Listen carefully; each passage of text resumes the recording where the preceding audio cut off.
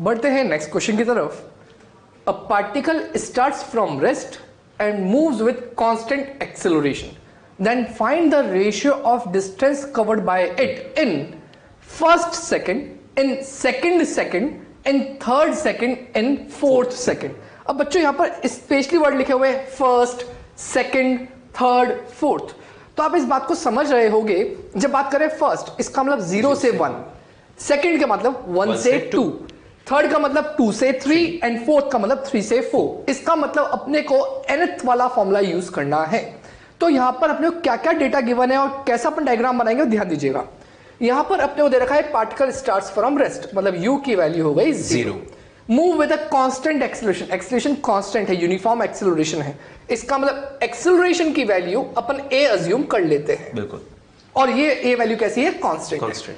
अब बच्चों अगर जब पार्टिकल रेस्ट से स्टार्ट होता है और यूनिफॉर्म एक्सेलरेशन से, तो आप जानते हो उसका पाथ स्ट्रेट लाइन पाथ होता है, और स्ट्रेट लाइन पाथ है तो मैंने वो स्ट्रेट लाइन पाथ बना दिया। इस पॉइंट पर टाइम की वैल्यू 0 है, इस पॉइंट पे टाइम की वैल्यू 1, 2, 3 एंड 4। बच्चों यहां पर ध्यान दीजिएगा, ये सारे टाइम सेकंड्स में है। अब यहां पर बोला है फर्स्ट सेकंड, फर्स्ट सेकंड का मतलब है 0 से 1, मतलब मुझे यहां पर s फर्स्ट ढूंढना है। 1 से 2 यहां पर मुझे ढूंढना है s सेकंड। बच्चों ये s सेकंड सिर्फ और सिर्फ 1 से 2 वाला ही पार्ट है, s फर्स्ट इतना सा पार्ट है ये वाला। सिमिलरली s थर्ड, यहां पर ये s थर्ड है, और नेक्स्ट पार्ट है यहां से यहां तक s फोर्थ। तो बच्चों अपने को ये सारे पार्ट ढूंढने हैं। डायग्रामेटिकली मैंने आपको समझाया कि s first, s second, s third और s फोर्थ का मतलब क्या है। अब आपको जानते हैं कि फॉर्मूला कौन सा यूज करना है, s nth का। तो अगर मैं s nth का जनरल फॉर्मूला लिख देता हूं, that is equals to u plus a/2 into 2n-1। तो इस फॉर्मूले को यूज करके मैं चारों चीजें फाइंड आउट करता हूं। तो अपन चारों चीजें नेक्स्ट पेज पे फाइंड आउट कर रहे हैं। देखिएगा, अगर मैं लिखता हूं s फर्स्ट, तो इसके अंदर u की वैल्यू आप जानते हैं 0 थी, प्लस a/2, a को अपन ने a ही अज्यूम करा था। n की वैल्यू जो आपको nth वाला पार्ट कैलकुलेट करना, मतलब फर्स्ट, n की वैल्यू 1 -1, 2n-1 होता तो n मैंने 1 पुट कर दिया। क्या यहां से अपने पास आंसर आया? This is equal to a/2। Similarly s second equals to again u0 a/2 2n-1, n की वैल्यू क्या पुट कर दिए 2, तो आंसर आया 3a/2। Similarly third, s third which is equal to u plus a/2 2n, n की value 3-1, this is equal to 5a/2। Then last s fourth which is equal to 0 plus a/2 plus 2n, n की value 4-1, that is equal to 7a/2। अब बच्चों यहां पर अपन को इन चारों का ratio निकालना है। क्वेश्चन में ये तो पूछा है, तो अपन रेशियो क्या लिखेंगे ध्यान दीजिएगा। s first is to s second is to s third is to s fourth। अब बच्चों यहां पर ये जो टर्म है, इन सब टर्म में क्या चीज ऐसी है जो constant, that is a/2 a/2 a/2 a/2। तो ध्यान दीजिएगा, क्या यहां पर जो टर्म 1 3 5 7 अगर सारे a/2 कैंसिल हैं बिकॉज रेशियो लेना है, तो अपने पास आंसर क्या बचेगा? This is equal to 1:3:5:7। अब बच्चों ये जो आंसर आया 1:3:5:7, इस चीज को एक बार डायग्रामेटिकली देख लेते हैं ताकि ये रिजल्ट आपको याद रखना है। अगर पार्टिकल रेस्ट से स्टार्ट होता है और उसका एक्सेलरेशन कांस्टेंट है, तो during the first second, second second, third second and fourth second, ध्यान दीजिएगा, अगर पहले सेकंड में x डिस्टेंस कवर करता है, बेहतर ध्यान रखना स्ट्रेट लाइन मोशन है तो distance is equal to displacement, because यहां पर पार्टिकल रेस्ट से स्टार्ट हो रहा है, कांस्टेंट एक्सेलरेशन है। तो अगर ये x से स्टार्ट होता है तो पहले सेकंड में इसका डिस्टेंस हुआ x और डिस्प्लेसमेंट भी कितना हुआ x। सेकंड सेकंड में बिल्कुल सर उसका वैल्यू होगी 3x, नेक्स्ट सेकंड में होगी 5x, नेक्स्ट सेकंड में होगी 7x। कहने का मतलब है अगर पहले सेकंड में 2 मीटर कवर हुआ तो नेक्स्ट वाले में होगा 2 3 6, उसके नेक्स्ट वाले में होगा 2 5 10, उसके बाद वाले में होगा 2 × 7 14। मतलब जो हर सेकंड के डिस्प्लेसमेंट के मैग्नीट्यूड का रेशियो है वो रेशियो 1 3 5 7 आएगा, और इसी को अपन कहते हैं When particle starts from rest and moves with constant acceleration, then ratio of distance traveled by it in successive equal intervals of time, successive equal interval of time, इसका एक मतलब और समझ सकते हैं कि अगर ये मैंने 0 से 1 लिया, 1 से 2 लिया, 2 से 3 लिया, तो क्या यहां पर हर बार एक सेकंड का इंटरवल है? आप बोलोगे नहीं सर, हर बार 2 सेकंड का इंटरवल लेते हैं, तो बच्चों तब भी आंसर सेम आएगा। अगर आप पहले 2 सेकंड लेते हो, फिर नेक्स्ट 2 सेकंड, फिर नेक्स्ट 2 सेकंड, फिर नेक्स्ट 2 सेकंड, उस केस में जो रेशियो आएगा क्या आएगा? 1 3 5 7। तो यहां पर successive equal interval of time is 1:3:5:7, also known as Galileo's laws of odd number. तो बच्चों क्या ध्यान रखना है? Particle start from rest, constant acceleration, equal interval of time है, तो डिस्प्लेसमेंट का मैग्नीट्यूड का रेशियो 1:3:5:7 आएगा। तो सर जैसे कि हम लोग यहाँ पर हॉरिजॉन्टल केस में इसको डिस्कस कर रहे थे, क्या अगर हम लोग इसमें मान लेते हैं कि अगर वर्टिकल केस चल रहा हो, तो क्या वर्टिकल मोशन में भी हम इसको कंसीडर कर सकते हैं? सर ने बहुत अच्छी बात पूछी है बच्चों, ध्यान देखा। अगर मैं किसी बॉल को ऊपर से ड्रॉप करता हूं तो U0 G कांस्टेंट, बिकॉज अपन एक पर्टिकुलर लिमिट था उसको क्या मानते हैं? कांस्टेंट मानते हैं। और अपन काइनेमेटिक्स के अंदर सारी हाइट्स वो कंसीडर करेंगे जो नियर टू द अर्थ ही हैं। वहां पर G कैसा होगा? कांस्टेंट। G कांस्टेंट U0, तब जब बॉल नीचे गिरती जाएगी तो पहला इंटरवल, दूसरा इक्वल इंटरवल, तीसरा इक्वल इंटरवल, हर इंटरवल का जो रेशियो आएगा, तो पहले वाले का अगर x है तो दूसरे वाले का 3x होगा, तीसरे वाले का 5x होगा, फोर्थ वाले का 7x होगा, और उनका रेशियो 1 3 5 7 ही आएगा। और बच्चों ये शॉर्ट ट्रिक के फॉर्म में अपन आगे यूज भी करेंगे। बिल्कुल। तो स्टूडेंट्स बढ़ते हैं अपने नेक्स्ट क्वेश्चन की तरफ, और क्वेश्चन हमको दिया है a particle start from rest. बच्चों मार्क करते जाते हैं। सबसे पहले ऑब्जर्व कीजिए, रेस्ट से स्टार्ट कर रहा है, मतलब इनिशियल वेलोसिटी इसकी कितनी है? 0। तो हमें u गिवन है बच्चों। ऑब्जर्व कीजिए नेक्स्ट पॉइंट हमको क्या दिया है? With constant acceleration. बच्चों एक्सेलरेशन कांस्टेंट है, मतलब we can apply equations of motion, but acceleration की वैल्यू हमें नहीं दी है। तो let us consider the constant acceleration is equal to a. If it covers distance d in first 20 seconds, then find out distance covered in next 20 seconds. बच्चों जैसा कि अभी सर ने आपको लास्ट क्वेश्चन बताया है, उसमें जो Galileo law of odd number सिखाया था, उसको हम लोग यहां पर क्यों यूज करें, सबसे पहले इस पर बात करते हैं, और आंसर हम लोग जल्दी से कैसे निकाल लें ये डिस्कशन करते हैं। बच्चों सबसे पहले पार्टिकल रेस्ट से स्टार्ट होकर कांस्टेंट एक्सेलरेशन से मूव किया है, तो हम लोग ये डिस्कस कर चुके हैं कि स्टार्ट होता है रेस्ट से और एक्सेलरेशन कांस्टेंट है, then path must be a straight line. So here I can draw a straight line path for the motion. बिल्कुल। क्वेश्चन में बच्चों क्या दिया है? स्टार्ट्स फ्रॉम रेस्ट, तो मैंने लिख दिया इनिशियल वेलोसिटी 0। बच्चों एक्सेलरेशन कांस्टेंट है, तो a को हमने यहां पे लिख दिया कांस्टेंट। बच्चों अब क्वेश्चन में बोला गया है कि पहले 20 सेकंड में, फर्स्ट 20 सेकंड में वो d डिस्टेंस कवर कर रहा है। तो बच्चों मान लेते हैं कि ये कौन है? 0 सेकंड, और यहां मान लेते हैं अपन 20 सेकंड। बिल्कुल। तो फर्स्ट 20 सेकंड में इसने d डिस्टेंस कवर की है, तो बोला गया find out distance covered in next 20 second. तो बच्चों 20 से नेक्स्ट 20 कहां तक के होंगे? 40 सेकंड, और ये डिस्टेंस हमें कैलकुलेट करनी है, तो ये वाला पार्ट हमको कैलकुलेट करना है।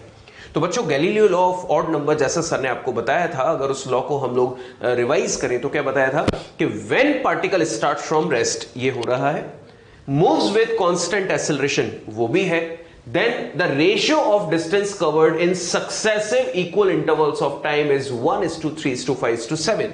तो बच्चों एक्सेलरेशन कांस्टेंट है, इनिशियल वेलोसिटी 0 है, टाइम इंटरवल्स इक्वल है। जैसा सर ने बोला था कि हमेशा 1 सेकंड का ही हो, ऐसा जरूरी नहीं है। टाइम इंटरवल जितने भी होंगे, जो भी होंगे, इक्वल होने चाहिए। अब वो चाहे 10 सेकंड के हो, 5-5 सेकंड के हो, बस इक्वल होने चाहिए। तो नोटिस कीजिए यहां पे जो टाइम इंटरवल है वो इक्वल है, कितने हैं? 20 सेकंड्स के। तो टाइम इंटरवल भी इक्वल है, स्टार्ट फ्रॉम रेस्ट भी है, और एक्सेलरेशन भी कांस्टेंट है। So we can apply that trick जो आपको सर ने अभी सिखाई है। तो बच्चों देखिए 1:3:5 का रेशियो, तो पहले इंटरवल में अगर d डिस्टेंस चल रहा है तो अगले इक्वल इंटरवल में कितनी चलेगा? इसका 3 टाइम्स। मतलब यहां पे जो डिस्टेंस होगी, लेट अस कंसीडर s, वो हम लोग कैलकुलेट कर लेते हैं, वो कितनी होगी? 3d। और यही इस क्वेश्चन का सही आंसर भी है। बच्चों जल्दी से आप बताएं कि अगर मैं यहां पर नेक्स्ट 20 सेकंड और ले लूं 40 से 60, तो यहां डिस्टेंस है d, यहां है 3d, तो अगली कितनी होगी? 5d, because the ratio is 1:3:5। तो इस तरह से उस ट्रिक को हम लोग डायरेक्टली इन क्वेश्चंस में यूज कर सकते हैं। बिल्कुल सर। नेक्स्ट क्वेश्चन है a particle having initial velocity 10 metre per second moves with constant acceleration after travelling 300 metre distance its velocity becomes 20 metre पर second, find out time interval. अब बच्चों यहां पर आपको क्या क्या दे रखा है वो लिख लेते हैं और उससे चेक करते हैं कि यहां पर कौन सा फॉर्मूला यूज करने से अपने को आसान पड़ेगा। तो बच्चों देखो u की वैल्यू आपको दे रखी है 10 मीटर पर सेकेंड, फाइनल वेलोसिटी 300 मीटर के बाद तो कितनी हो गई 20 मीटर पर सेकेंड। एक बात बोल रही है कांस्टेंट एक्सेलरेशन। जब भी वर्ड कांस्टेंट एक्सेलरेशन आता है तो आपको सर ने याद दिलाया था कि आप तीनों इक्वेशन जो इक्वेशन ऑफ मोशन थी या फिर 3 डिराइव्ड इक्वेशन, उन 6 इक्वेशन में से कोई सी भी इक्वेशन यूज कर सकते हो। बिल्कुल। अब यहां पर एक्सेलरेशन कांस्टेंट है, आपको दे रखा है कि distance covered is equals to 300 metre और आपको क्या पूछा गया है फाइंड आउट टाइम इंटरवल, कि आपको टाइम कितना लगा u से v तक आने में और या फिर ये डिस्प्लेसमेंट कवर करने में, आपको ये t ढूंढना है। तो बच्चों सोचो एक्सेलरेशन की वैल्यू गिवन नहीं है, अब अपन ऐसा कौन सा फॉर्मूला यूज करें ताकि मुझे t मिल जाए जो और u v और s अपने को मालूम है। तो याद करो सर ने एक ड्राइव्ड इक्वेशन बताई थी, उसका आसानी से अपन यहां पर यूज कर सकते हैं। s इज इक्वल टू बिल्कुल sir u plus v by 2 into t. बिल्कुल सर, तो s equals to u plus v by 2 into t. अब बच्चों s दे रखा है आपको 300, u plus v directly add कर देता है, कितना होगा 30 डिवाइड बाई 2 इंटू टी। और बच्चों ध्यान दीजिएगा ये 30 से 10 टाइम्स गया और 2 इधर मल्टीप्लाई हो जाएगा तो t की वैल्यू आ गई 20 सेकंड। तो ये वही टाइम इंटरवल है जो आपसे पूछा गया है। तो स्टूडेंट्स आपने देखा कि इस इक्वेशन को हम लोग अप्लाई करके अपने आंसर को without having the value of acceleration calculate कर सकते हैं। आइए बच्चों हम लोग अब बढ़ते हैं अपने नेक्स्ट क्वेश्चन की तरफ। बट बच्चों इस क्वेश्चन को जब हम लोग सॉल्व करेंगे तो क्वेश्चंस में क्या क्या वो बातें हैं जो आपको कैलकुलेशंस में ध्यान रखनी है। बच्चों वैसे तो आप जानते ही होंगे बट स्टिल हम लोग यहां पर आपको बताना चाहते हैं कि क्वेश्चन में जितनी अननोन क्वांटिटीज होती हैं, क्वेश्चन में जितनी अननोन क्वांटिटीज होती हैं उनको सॉल्व करने के लिए उतनी ही इक्वेशंस बनाना जरूरी है। तो पहले हम लोग अगर इस बात को प्रूफ करें कि ऐसा क्यों, तो बच्चों नोटिस कीजिए कि मान लेते हैं कि अपने पास एक इक्वेशन है x plus y is equal to 4। अब मैंने आपसे बोल दिया बच्चों इसमें x और y की वैल्यूज बताइए, तो नोटिस कीजिए मैंने इक्वेशन एक दी हुई है जबकि अननोन कितने हैं 2। तो मैं जब पूछूंगा x की वैल्यू बताओ तो आप बोलोगे 4 माइनस वाई, y की वैल्यू बताओ तो आप बोलोगे 4 माइनस एक्स। मतलब हम लोग एक्यूरेट किसी की इंडिविजुअल वैल्यू नहीं बता पा रहे हैं। क्यों? क्योंकि 2 अननोन है और एक इक्वेशन है। पर स्टूडेंट्स मैंने अगर यहां पर आपको एक इक्वेशन और दी होती, मान लीजिए कुछ इस तरह से, और अब मैं आपसे पूछता कि x और y की वैल्यू बताइए, तो हम बड़ी आसानी से इसमें कैलकुलेशन करके आंसर्स निकाल सकते थे, x और y की इंडिविजुअल वैल्यू निकाल सकते थे। हम ऐसा कब कर पाए? जब जितने नंबर ऑफ अननोन हो उतनी ही इक्वेशंस हमें क्वेश्चन में दे रखी हो। तो बच्चों इस क्वेश्चन को सॉल्व करते टाइम हम इस बात का ध्यान रखेंगे कि क्वेश्चन में कितने अननोन है पहले ये पता करते हैं और फिर उनको सॉल्व करने की कोशिश करेंगे with the help of equations. A particle is moving with constant acceleration. A particle is moving with constant acceleration. बच्चों सबसे पहले इस क्वेश्चन में ध्यान दीजिए, इनिशियल वेलोसिटी के बारे में कोई बात नहीं की गई है, तो इसका मतलब इनिशियल वेलोसिटी यहां पर 0 है ऐसा हम नहीं बोल सकते। हम मानकर चलेंगे कि उसकी इनिशियल वेलोसिटी u है और उसके हिसाब से कैलकुलेशन करना स्टार्ट करेंगे। अगर फाइनल आंसर u का 0 आया तो प्रूफ हो जाएगा स्टार्ट्स फ्रॉम रेस्ट, और अगर कुछ गिवन वैल्यू आई या कह सकते हैं कोई नॉन जीरो वैल्यू आई तो बोल देंगे कि उसकी कोई ना कोई इनिशियल वेलोसिटी थी। तो बच्चों हम लोगों ने मान लिया कि इसकी इनिशियल वेलोसिटी u थी और ऑब्जर्व कीजिए एक्सेलरेशन भी नहीं दे रखा है, सिर्फ इतना बता रखा है कि एक्सेलरेशन कांस्टेंट है। मतलब हमको इस बात की श्योरिटी दे रखी है कि इक्वेशंस ऑफ मोशन लगा सकते हो पर एक्सेलरेशन की वैल्यू हमें नहीं पता है।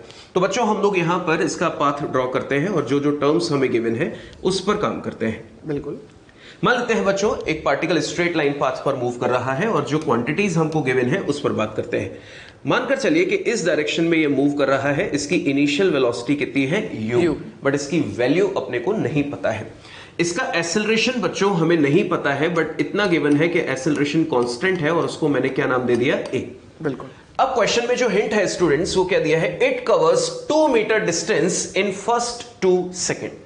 तो बच्चों ऑब्जर्व कीजिए ये अगर 0 सेकेंड है तो फर्स्ट 2 सेकेंड में उसने जो डिस्टेंस कवर की है वो कितनी है 2 मीटर, ऐसा क्वेश्चन में गिवन है। और लिखा हुआ है then 14 metre distance in next 4 second. बच्चों 2 सेकेंड के बाद नेक्स्ट 4 कहां तक के होंगे 6 सेकेंड्स तक। तो यहां पर हमें क्वेश्चन में बोला गया कि नेक्स्ट 4 सेकेंड में इसने जो डिस्टेंस कवर की वो कितनी है 14 मीटर। बिल्कुल। Now we have to find its velocity after 7 second. तो बच्चों 7 सेकेंड खत्म होने के बाद यहां पर उसकी वेलोसिटी क्या होगी वो हमें पता करना है। अब स्टूडेंट्स नोटिस कीजिए कि इस पूरे डायग्राम में कितनी अननोन क्वांटिटीज हैं, यू, ए और वी। बच्चों 3 अननोन है, तो अभी हम लोगों ने डिस्कस किया कि 3 अननोन है तो क्वेश्चन सॉल्व करने के लिए 3 इक्वेशंस तो हमें चाहिए ही। बिल्कुल। तो बच्चों हम लोगों को v निकालना है, पर उसके लिए हमें u और a की जरूरत 100% पड़ेगी। तो हम सबसे पहले u और a पर ध्यान देते हैं। तो आइए बच्चों सबसे पहले हम लोग फर्स्ट पार्ट की इक्वेशन बनाते हैं, जो पहली हिंट हमको दी गई है, और वो है कहां से कहां तक, 0 से 2 सेकंड के लिए। बिल्कुल। तो बच्चों फर्स्ट 2 सेकंड को हम लोग सॉल्व कर रहे हैं। फर्स्ट 2 सेकंड ऑब्जर्व कीजिए बच्चों, फर्स्ट 2 सेकंड में u मान रखा है, एक्सेलरेशन a मान रखा है, टाइम कितना दिया है 2 सेकंड, और डिस्टेंस कवर्ड है 2 मीटर। तो बच्चों t और s हमको गिवन है, तो s और t का relation equation number second. So here I can apply s is equal to ut plus half at square. बच्चों डिस्टेंस कवर्ड कितनी है 2 मीटर, इनिशियल वेलोसिटी है u, टाइम है 2 सेकंड प्लस हाफ, एक्सेलरेशन है a और time है 2 second. तो बच्चों 2 से एक 2 ये कैंसिल हो जाएगा, तो अपने पास इक्वेशन है 2 is equal to 2u plus 2a। बच्चों जरा इस इक्वेशन को गौर से देखिए, क्या ये पूरी इक्वेशन 2 से डिविजिबल है? बिल्कुल बिल्कुल। तो यहां पर हम लोग लिख सकते हैं 1 is equal to u plus a, ऐसा मैंने मान लिया फॉर इक्वेशन नंबर 1। बिल्कुल बच्चों, ये हम लोगों ने मान लिया इक्वेशन नंबर 1। अब आगे बढ़ते हैं, पर जब हम लोग आगे बढ़ेंगे तो यहां पर भी 2 तरीके हैं बच्चों, और उस पर हम लोग थोड़ा सा डिस्कशन फिर करेंगे। बच्चों मैं आपको चॉइस दे रहा हूं, मैं आपसे एक बात करना चाह रहा हूं कि ऑब्जर्व कीजिए, अब मुझे एक इक्वेशन और बनानी है u और a की टर्म्स में, सो दैट 2 अननोन के लिए 2 इक्वेशंस बन जाए। मेरे पास 2 चॉइस है बच्चों, कि या तो मैं इक्वेशन बनाऊं 0 से 6 सेकंड की, ये सेकंड पार्ट, या फिर मैं इक्वेशन बनाऊं 2 से 6 सेकंड की।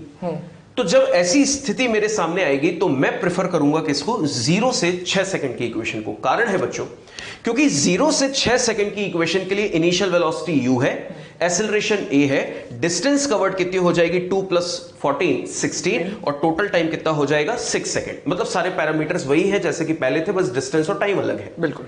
बट बच्चों अगर मैं केवल 2 से 6 सेकंड तक की इक्वेशन बनाऊंगा तो आंसर मेरा अब भी आएगा। मैं मना नहीं कर रहा कि आंसर नहीं आएगा, पर गौर से देखिए कि 2 से 6 सेकंड तक की इक्वेशन अगर हम लोग बनाएंगे तो पार्टिकल की इनिशियल वेलोसिटी u यहां थी, एक्सेलरेटेड मोशन था या एक्सेलरेशन उसके पास था, तो 2 सेकंड बाद उसकी यहां पर वेलोसिटी चेंज हो गई होगी। तो 2 से 6 सेकंड का जब इक्वेशन बनाओगे आप, तो यहां वाली वेलोसिटी आपको निकालनी पड़ेगी। सोचा आपने कि हमको एक अननोन और निकालना पड़ेगा, तो अननेसेसरी क्वेश्चन और लेंदी हो जाएगा।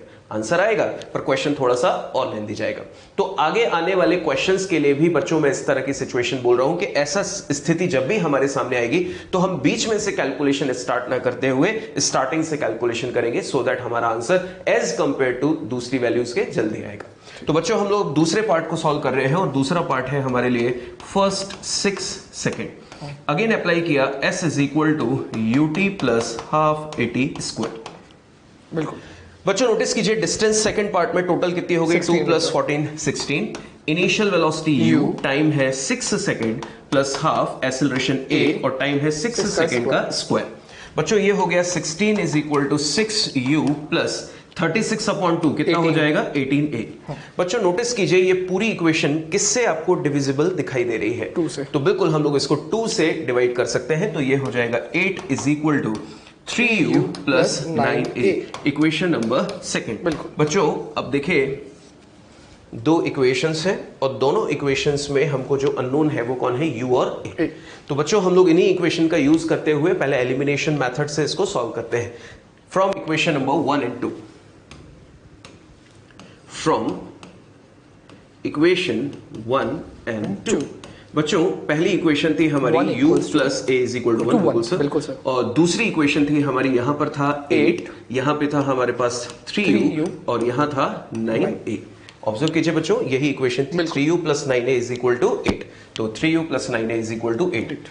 अब बच्चों इसको जब हम लोग सॉल्व करेंगे तो हमें सब्स्टिट्यूशन मेथड अप्लाई करना है या फिर एलिमिनेशन मेथड अप्लाई करना है। तो याद कीजिए, एलिमिनेशन मेथड अप्लाई करने के लिए कुछ वेरिएबल्स हमको यहां पर सेम करने पड़ेंगे। तो बच्चों क्यों ना हम लोग अबव इक्वेशन में 3 का मल्टीप्लाई कर दें। बिल्कुल ठीक है। और 3 का मल्टीप्लाई करने के बाद हमारे पास जो ये ऊपर वाली इक्वेशन होगी वो क्या बन जाएगी, 3u plus 3a is equal to 3, और नीचे जो इक्वेशन है वो है 3u plus 9a is equal to 8। बच्चों इसको जब हम लोग सॉल्व करें तो कौन से 2 वैल्यूज हैं जो सिमिलर दिखाई दे रही है, 3u एंड 3u। तो क्या करें बच्चों, दोनों प्लस की हैं और इनको अगर हमें एलिमिनेट करना है तो क्या अप्लाई कर देना चाहिए इनके बीच में? माइनस। बिल्कुल। तो बच्चों अगर हम लोग माइनस अप्लाई कर दें तो ये दोनों आपस में कैंसिल।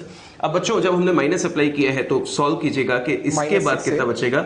ये बचेगा अपने पास -6a और ये कितना बचेगा? -5। तो एक्सेलरेशन की वैल्यू आ जाएगी 5/6 मीटर पर सेकेंड स्क्वायर। ये आ गया एक्सेलरेशन जो कि कांस्टेंट है।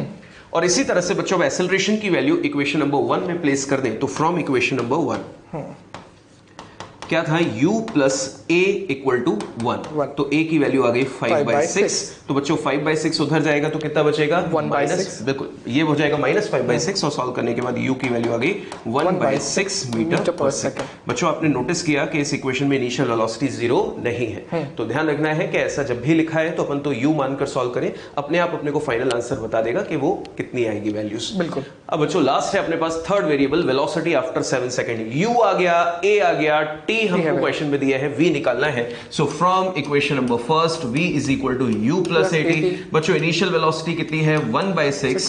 यहां पर एक्सेलरेशन कितना है? 5/6 और टाइम हमको दिया है 7 सेकंड। तो ये हो जाएगा बच्चों 35/6 plus 1/6 36/6 is equal to 6 metre पर सेकेंड। आंसर। क्वेश्चन बच्चों लेंदी जरूर था बट इस क्वेश्चन से हमने काफी कुछ कॉन्सेप्ट्स बनाए अपनी कैलकुलेशन के लिए जो हमको आगे भी यूज करने हैं। बिल्कुल।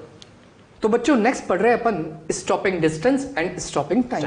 अब बच्चों इस पर्टिकुलर थीम को पढ़ने से पहले अपन कुछ टर्म्स का मतलब समझते हैं।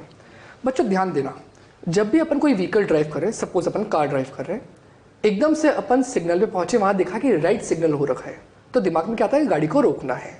तो बच्चों वहां पर किस टर्म को क्या बोलते हैं? ध्यान से सुनना मेरी बात को। आपने रेड सिग्नल देखा और रेड सिग्नल से आपने जब तक ब्रेक लगाए गाड़ी को रोकने के लिए, देखा और ब्रेक लगाए, क्या उसमें कुछ फ्रैक्शन ऑफ सेकंड्स तो खर्च हुए होंगे? इसका मतलब आपने जब देखा तो मान लेते टाइम 0 था, जब आपने ब्रेक लगाए तो टाइम 0.01 सेकंड हो गया। तो क्या 0 से 0.01 सेकंड तक आपकी गाड़ी में ब्रेक नहीं लगा? आपने सिर्फ देखा और ब्रेक अप्लाई ही करा है, तब तक का जो टाइम है उसको कहते हैं रिएक्शन टाइम। क्या कहते हैं? Reaction time. रिएक्शन टाइम का मतलब है कि बस आपने ब्रेक लगाने के लिए पांव को उस पर दबाया ही सही, और जब आपने देखा था और पांव दबाया तब तक का जो टाइम था वो था रिएक्शन टाइम। अब बच्चों आपने गाड़ी पर ब्रेक लगाया, जब ब्रेक लगाया तो गाड़ी एकदम सडनली उस जगह पे नहीं रुकती है। ब्रेक लगाया तो गाड़ी हल्की सी आगे जाती है, फिर जाके रुकती है। तो इसका मतलब इनिशियली जब आपने ब्रेक लगाया तो उसके पास कोई स्पीड होगी यू, जब तक उसकी फाइनल स्पीड 0 नहीं हो जाती है तब तक गाड़ी हल्का सा आगे जाएगी।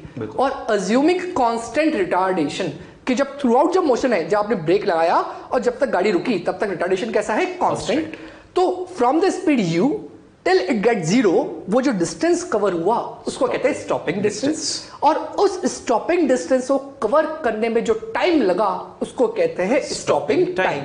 अब बच्चों इसी कंसेप्ट को मैं यहां पर यूज कर रहा हूं, तो ध्यान दीजिएगा। A body moving with a velocity u is stopped by application of brakes after covering a distance s.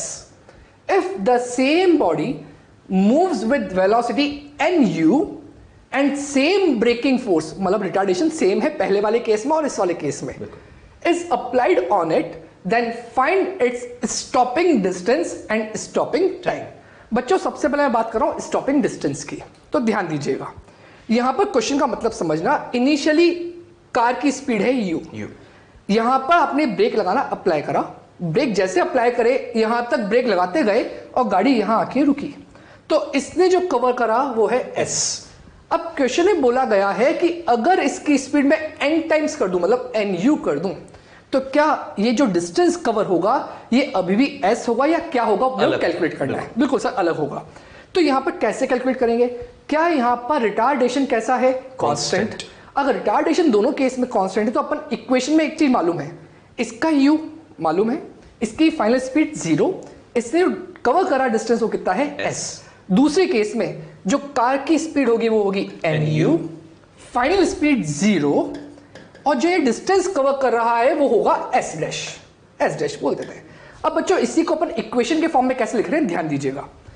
बच्चों पहली condition v square equal to u square minus 2as, retardation बोला था तो यहां पर अपन ने नेगेटिव एक्सेलरेशन ले लिया, v 0 u square minus 2as। बच्चों ये वो कंडीशन है जो अपन ने फर्स्ट कंडीशन निकाली, मतलब स्पीड जब कितनी थी u थी। तो ध्यान दीजिएगा s कितना आया u²/2a। क्या दोनों कंडीशन में 2a की वैल्यू सेम होगी बिकॉज सेम फोर्स बोला है या सेम रिटार्डेशन बोला गया है। तो इसका मतलब s प्रोपोर्शनल टू u²। अगर बच्चों s प्रोपोर्शनल टू u² है तो जब गाड़ी की speed initial speed n times हो जाए, मतलब nu हो जाए, तो क्या यहां पर मैं nu पुट कर दूंगा। अगर मैं nu पुट कर दूंगा तो मेरा आएगा s' is proportional to nu का होल स्क्वायर। तो यहां से बच्चों मैं ये भी लिख सकता हूं s' is proportional to n² u²। और बच्चों u² किसके प्रोपोर्शनल है, s के। तो I can say s' is equal to n² s। इसका मतलब अब जो स्टॉपिंग डिस्टेंस आएगा वो पुराने वाले स्टॉपिंग डिस्टेंस का n² टाइम्स होगा। तो जब स्पीड n टाइम्स हुई तो स्टॉपिंग डिस्टेंस n² टाइम्स हो गया। बिल्कुल। तो स्टूडेंट्स आगे बढ़ते हैं हम लोग इसी पर्टिकुलर क्वेश्चन में और डिस्कस करते हैं स्टॉपिंग टाइम। बच्चों देखिए स्टॉपिंग टाइम के लिए वापस से वही क्वेश्चन हमको लिया है कंटिन्यूसली और स्टॉपिंग डिस्टेंस आपको सर ने बताया। अब हम लोग डिस्कशन में ले रहे हैं स्टॉपिंग टाइम। ऑब्जर्व कीजिए स्टूडेंट्स, इस क्वेश्चन में पूरा एक्सप्लेनेशन सर आपको दे चुके हैं कि स्टॉपिंग टाइम क्या होता है। ब्रेक लगाने के बाद गाड़ी को रुकने में जो समय लगा वो स्टॉपिंग टाइम है। बच्चों इसमें इनिशियल वेलोसिटी की डायरेक्शन हमको आगे दी गई है और बोला गया है अज्यूमिंग कांस्टेंट रिटार्डेशन, क्योंकि ब्रेकिंग फोर्स हमने अप्लाई किए हैं। तो बच्चों देखिए हमने रिटार्डेशन में डिस्कस किया था कि रिटार्डेशन कब होगा, जब वेलोसिटी अगर आगे की तरफ है तो एक्सेलरेशन इस वेलोसिटी की डायरेक्शन के अपोजिट होना चाहिए। मतलब मैं कंसीडर कर रहा हूं कि एक्सेलरेशन इस वेलोसिटी की डायरेक्शन के अपोजिट है, दैट्स व्हाई इसको हम लोगों ने बोल दिया कांस्टेंट। तो यहां पर जो कार है वो रिटार्ड कर रही है और फाइनली इसकी वेलोसिटी कितनी हो जाती है, 0। तो बच्चों अगर मैं फॉरवर्ड डायरेक्शन में इनिशियल वेलोसिटी प्लस ले लूं तो एक्सेलरेशन का साइन क्या होगा, माइनस। अगर मैंने इनिशियल वेलोसिटी बैकवर्ड यानी माइनस ले रखी होती तो एक्सेलरेशन क्या लेना होता, plus. The summary is u और a एक दूसरे के अपोजिट होने चाहिए अगर आपको रिटार्डेशन रिप्रेजेंट करना हो तो। बट हम लोग जनरली अपनी कैलकुलेशन भी आसान करने के लिए इनिशियल वेलोसिटी पॉजिटिव और एक्सेलरेशन नेगेटिव कंसीडर कर रहे हैं। तो बच्चों ऑब्जर्व कीजिए कि इनिशियल वेलोसिटी u थी और फाइनल वेलोसिटी 0 है और स्टॉपिंग टाइम हम लोगों ने मान लिया कितना था, t। अब जैसे कि नई सिचुएशन दी है कि कार की वेलोसिटी अगर nu कर दी जाए, कौन सी, इनिशियल वाली, और सेम ब्रेकिंग फोर्स अप्लाई किए जाए, आई मीन रिटार्डेशन सेम हो, तो उस केस में फाइनल वेलोसिटी अब भी 0 हो जाएगी। तो अब यहां पर इनिशियल स्पीड अलग हो गई है तो डेफिनेटली स्टॉपिंग टाइम भी अलग हो गया और t' हमें कैलकुलेट करना है। तो इसी को मैथमेटिकली अब हम लोग कैसे लिखेंगे बच्चों, u_v_a_t। तो u_v_a_t कौन सी इक्वेशन, इक्वेशन नंबर फर्स्ट। तो ऑब्जर्व कीजिए बच्चों from equation number first, velocity initial हमने पॉजिटिव मानी है इसलिए रिटार्डेशन के लिए एक्सेलरेशन हो गया नेगेटिव और फाइनल वेलोसिटी क्या हो गई है, 0। तो बच्चों इस इक्वेशन को जब सॉल्व करेंगे तो t की वैल्यू क्या आ गई, u/a। जैसा हम लोग अगेन एंड अगेन बोल रहे हैं कि एक्सेलरेशन कैसा है, कांस्टेंट, तो बच्चों t प्रोपोर्शनल टू क्या हो गया, u। अब बच्चों t प्रोपोर्शनल टू u हो गया है और अब हमें क्वेश्चन में बोला जा रहा है कि स्पीड जो है वो इनिशियल वाली n टाइम्स ऑफ u हो गई है। तो बच्चों t प्रोपोर्शनल टू u है तो t' प्रोपोर्शनल टू क्या हो जाएगा, nu। बिल्कुल है ना, वेलोसिटी अब अपन ने n टाइम्स कर दी है। बच्चों u प्रोपोर्शनल टू किसके है, t के, तो यहां पर हम लोग लिख सकते हैं t' is equal to nt। तो बच्चों यहां से क्या रिजल्ट निकला कि अगर हम लोग अज्यूम कर लेते हैं कांस्टेंट रिटार्डेशन और वेलोसिटी को, अगर इनिशियल वेलोसिटी को हम लोग n टाइम्स कर दें तो डिस्टेंस हो जाएगी स्टॉपिंग n² टाइम्स और टाइम स्टॉपिंग जो हो जाएगा वो कितना हो जाएगा, n टाइम्स। इस तरह के क्वेश्चंस जब भी आए तो आप डायरेक्टली इस रिजल्ट को स्टैंडर्ड फॉर्म में यूज कर सकते हैं। बढ़ते हैं नेक्स्ट क्वेश्चन की तरफ। The engine of a train passes an electric pole with a velocity u. The last compartment of the train crosses the same pole with a velocity v. Then find the velocity with which the midpoint of train passes the pole. Assume acceleration to be uniform. बच्चों train छोटी नहीं होती, लंबी होती है। तो जब train मान लीजिए पोल है और ट्रेन यहाँ से आ रही है तो जब ये पोल के यहाँ पर है तब उसकी स्पीड कितनी थी, u।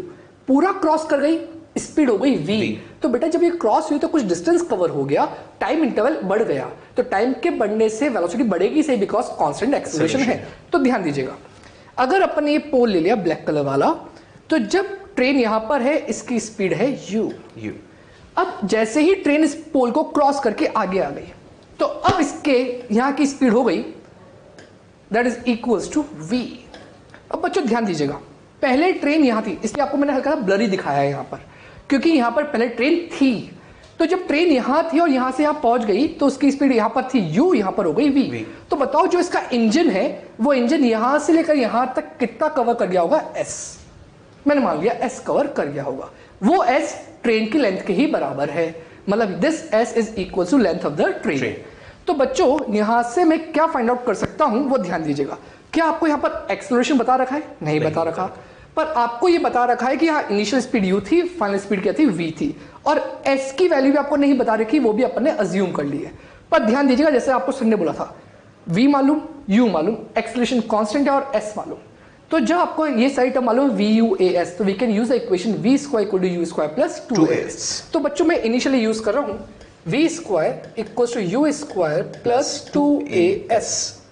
बच्चों क्या यहां से मैं एक्सेलरेशन ढूंढ सकता हूं?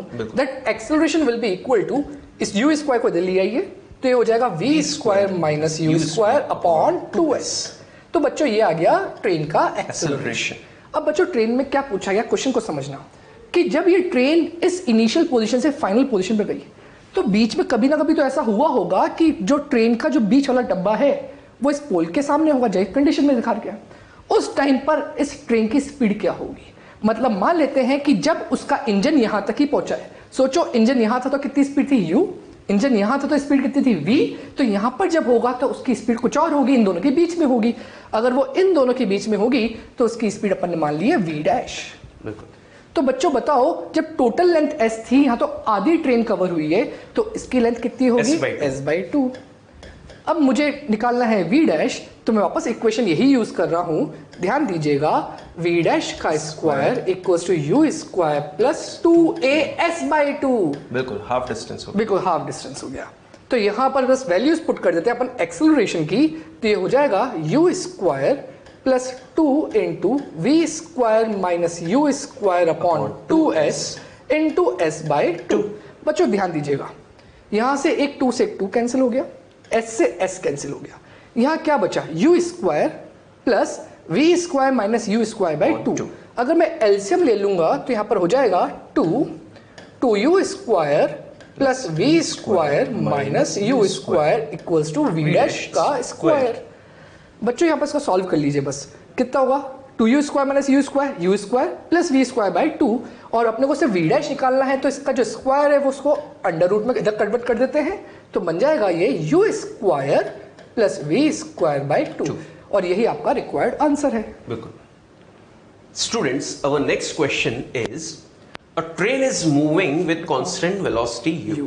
एक ट्रेन जिसकी कांस्टेंट वेलोसिटी है और u से मूव कर रही है। तो बच्चों सबसे पहली चीज वेलोसिटी कांस्टेंट, एक्सेलरेशन जीरो। बच्चों एक्सेलरेशन जीरो, सो एक्सेलरेशन जब जीरो होता है तो हम लोगों ने क्या डिस्कस किया था कि जब एक्सेलरेशन जीरो हो तो आप सॉल्व कीजिए किससे? Speed is equal to distance upon time से, क्योंकि एक्सेलरेशन कैसा है? Zero. Suddenly its last compartment gets detached from it and stops after traveling a distance d with uniform retardation। बच्चों जो लास्ट कंपार्टमेंट अलग हुआ है अब वो यूनिफॉर्मली रिटार्ड होते हुए d डिस्टेंस ट्रेवल करने के बाद रुक जाता है। तो हमें बोला गया है कि calculate distance covered bye remaining train in this interval. तो बच्चों सबसे पहले अगर इस सिचुएशन को हम लोग इमेजिन कर लें तो मान लेते हैं कि यहां पर एक ट्रेन रही होगी। लेट अस कंसीडर यहां पर कोई एक ट्रेन रही होगी कुछ इस तरह से, और ये कांस्टेंट वेलोसिटी u से मूव की जा रही थी। ठीक है, कांस्टेंट वेलोसिटी u से। अब क्वेश्चन में बोला गया कि सडनली इसका ये लास्ट कंपार्टमेंट अलग हो गया। तो बच्चों अगर इसका लास्ट कंपार्टमेंट अलग हो गया तो सोच के देखिए जब ये अलग हुआ होगा उस इंस्टेंट पर इस लास्ट कंपार्टमेंट की वेलोसिटी क्या होगी? ट्रेन की वेलोसिटी के बराबर। बिल्कुल। जब ये अलग हुआ उस इंस्टेंट पर इसकी वेलोसिटी ट्रेन के बराबर थी, दैट इज u। पर बच्चों अब नोटिस कीजिए कि अगर ये लास्ट कंपार्टमेंट अलग हो गया तो इसको आगे पुल करने के लिए जो फोर्स रिस्पॉन्सिबल था अब वो फोर्स इस पर नहीं लग रहा है, तो उसकी वजह से अब इसकी वेलोसिटी लगातार कम होना स्टार्ट हो जाएगी, जैसा कि क्वेश्चन में लिखा हुआ है कि यूनिफॉर्म रिटार्डेशन। तो बच्चों यूनिफॉर्म रिटार्डेशन है तो वेलोसिटी का साइन आगे तो एक्सेलरेशन क्या होगा? पीछे, फॉर द रिटार्डेशन केस। तो बच्चों ऑब्वियस सी बात है कि जब ये डिटैच हुआ तो वेलोसिटी u थी, अब इसको आगे खींचने के लिए जो फोर्स जिम्मेदार था अब वो फोर्स उस पर नहीं लग रहा है, तो धीरे धीरे धीरे धीरे इसकी स्पीड कम होगी और कम होते होते कहीं ना कहीं ये रुक जाएगा डी डिस्टेंस ट्रेवल करने पर। तो बच्चों इसने जब अलग हुआ और अलग होने से जब ये रुका तो इसने कुछ ना कुछ टाइम तो लिया होगा। बिल्कुल। और उस टाइम में क्वेश्चन में पूछा गया है कि उस टाइम में जितने टाइम में ये अलग होके रुका है उतने टाइम में जो बची हुई ट्रेन है वो कितना आगे जा चुकी होगी, कैलकुलेट कीजिए। तो बच्चों अगर हम लोग ट्रेन के लिए इस क्वेश्चन को सॉल्व करें तो ऑब्जर्व कीजिए ट्रेन के लिए एक्सेलरेशन 0 है। तो मुझे ट्रेन की डिस्टेंस कवर निकालनी है तो मैं क्या अप्लाई करूंगा, distance is equal to speed into time. बिल्कुल सर। तो बच्चों अगर ट्रेन की डिस्टेंस निकालनी है तो ट्रेन की स्पीड कितनी है, u। अब मुझे टाइम चाहिए, कौन सा टाइम चाहिए, जितने टाइम में ये कंपार्टमेंट अलग होके रुका है। तो बच्चों गौर कीजिए, कंपार्टमेंट की initial velocity u, final velocity 0, distance cover किया उसने d, एक्सेलरेशन के लिए बोल रखा है कांस्टेंट रिटार्डेशन, पर उसकी वैल्यू हमें गिवन नहीं है और टाइम हमें पता करना है कि कितने टाइम में ये रुका होगा। बिल्कुल। तो बच्चों क्या हमारे पास कोई ऐसी इक्वेशन है जिसमें बस इतना पता हो कि एक्सेलरेशन कांस्टेंट है, अब उसकी वैल्यू हमारे पास नहीं है, फिर भी हम लोग अपने क्वेश्चन को सॉल्व कर पाए? तो यस, हमने सीखी है that s equals to u plus v by 2 into t। बिल्कुल, तो s v plus u by 2 into t। Observe कीजिए बच्चों, डिस्टेंस कितनी कवर की है उसने, d, फाइनल वेलोसिटी है 0, initial velocity u upon 2 into t। तो बच्चों t की वैल्यू कितनी आ गई, 2d बाई u। ये वो टाइम है जितने टाइम में कंपार्टमेंट अलग होके रुका है, और जितने टाइम में ये रुका उतने टाइम में ये ट्रेन आगे जा चुकी होगी। तो पता करते हैं टाइम जो आया है वो कितना है, 2d बाई u, और u से u कैंसिल, तो डिस्टेंस कवर्ड बच्चों कितनी आ गई, 2d। और यही इस क्वेश्चन का सही आंसर भी है कि जितनी देर में वो रुका उतनी देर में ट्रेन 2d डिस्टेंस आगे जा चुकी है।